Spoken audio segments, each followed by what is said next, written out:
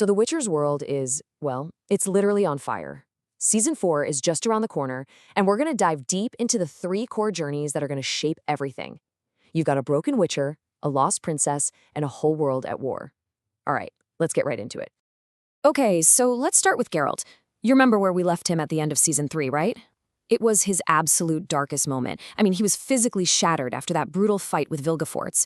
His whole code of neutrality? Gone. And the worst part? He lost Ciri. He is, for all intents and purposes, completely and utterly broken.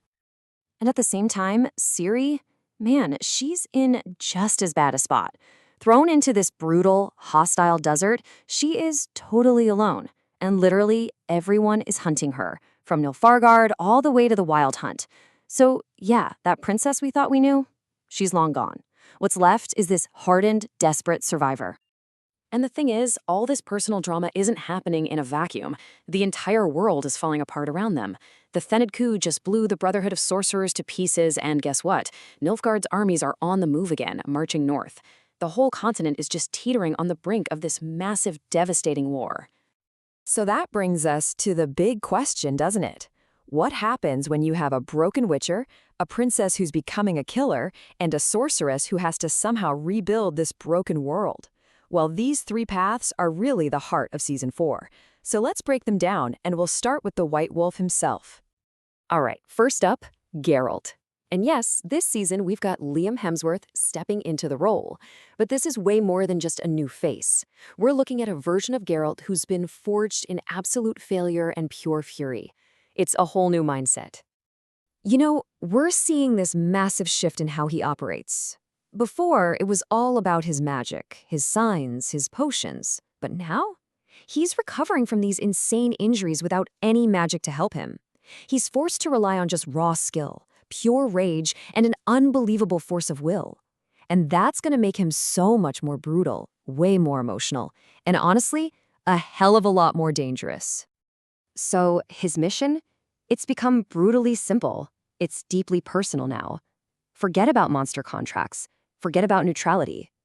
His entire life, his whole reason for being, is now focused on one single thing: find Ciri. And he will literally cut down anyone who dares to stand in his way. Okay, let's shift over to Ciri and her journey. This might be the most shocking transformation in the whole series. Seriously, she's not just reacting to things anymore. Oh no, she's starting to shape events herself, and she's doing it in a really dark and really dangerous way. And this is the question that's just going to hang over everything she does this season.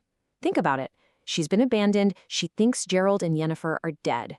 Ciri is pushed to her absolute limit. The choices she makes right now, they're going to define who she is forever. So what pushes her over the edge? Well, it's this group called the Rats. These guys are basically a band of traumatized young outcasts. They survive by robbing and killing. That's their whole deal. And they find Ciri when she's at her absolute lowest point. And they offer her a spot in their twisted, violent version of a family. And her time with them has this immediate, brutal impact. I mean, she's not just learning to fight better. She is becoming ruthless. She's becoming unpredictable. All that trauma from losing everyone she loves, it fuels this new wildness in her. And to survive, to just get through the day, she starts pushing away the memories of Geralt and Yennefer. She's literally shedding her old self, the one tied to all that destiny and prophecy stuff. She's forging a completely new identity in blood and fire. The lion cub of Sintra, she's gone. Instead, she takes on a new name, Falka. Now, if you know the lore, Falka was this legendary and very bloody rebel from the continent's history. So this isn't just a new nickname, it's a statement. It's her embracing a much darker, much more violent path. All right, now let's talk about Yennefer. She's left grappling with all the fallout, both political and emotional, from that disaster at Thenid. And it's interesting, right? Geralt's on this physical quest, Ciri's on this dark moral journey, and Yennefer? Hers is a quest for power and for redemption. And that's really the heart of it for her. I mean, Yennefer poured everything she had into protecting Ciri, into training her, and she lost her. That incredible guilt is what's going to fuel every single thing she does in Season 4. She is absolutely determined to fix what she sees as her greatest mistake. And how does she do it? She channels all that guilt straight into action. There's this massive power vacuum after Tissaya's death, and Yennefer steps right into it. She starts the impossible task of rebuilding the shattered brotherhood. This is where we see Yennefer become more than just a powerful mage. She's becoming a real political leader, trying to unite all these fractured, bickering mages to stand up against Nilfgaard. So you gotta remember, these incredibly personal stories, they aren't happening in some isolated bubble. They're playing out against the backdrop of an entire continent that is literally tearing itself apart. The stakes, they have never, ever been higher. And there are really two massive threats looming over everyone. First, you've got Nilfgaard. Their goal is pretty straightforward. Conquer the north, political domination, the usual. But then you have the Wild Hunt. These guys are spectral, terrifying, and they don't want land. They want Ciri, so they can harness her world-ending magic for their own horrifying plans. And you know who else is getting caught up in all this? Our favorite bard, Jaskier. He's really evolving here. He's moving way beyond just being the comic relief. He's getting pulled into the world of espionage, and he might just be the key to exposing that fake Ciri that Nilfgaard is parading around as a political pawn. Okay, so to wrap things up, let's do a quick lightning round. These are some key predictions based on the books of some of the huge plot points we can probably expect to see this season. First up, it looks like Geralt is going to face a whole new threat called the Salamandra, a really nasty criminal organization that loves messing with illegal magic. At the same time, while Yennefer is trying to put the Brotherhood back together, you can bet there are going to be some major betrayals from inside her own ranks.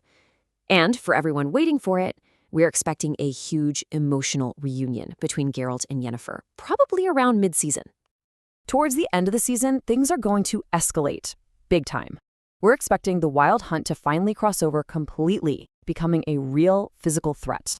And the season will likely end on a massive cliffhanger, Ciri facing some kind of critical choice and choosing to fully embrace her dark side as Falca.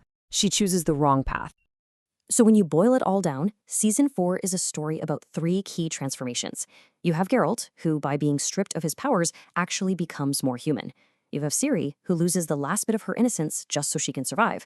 And you have Yennefer, who, forged by her own failure, finally becomes the leader the continent so desperately needs. Look, this season is going to test these 3 like never before. Their world, their relationships, their very souls, it's all on the line. Which leaves us with the ultimate question. Is their shared destiny going to be the thing that finally breaks them for good? Or is it the one thing that could actually save them all? I guess we're just going to have to wait and see.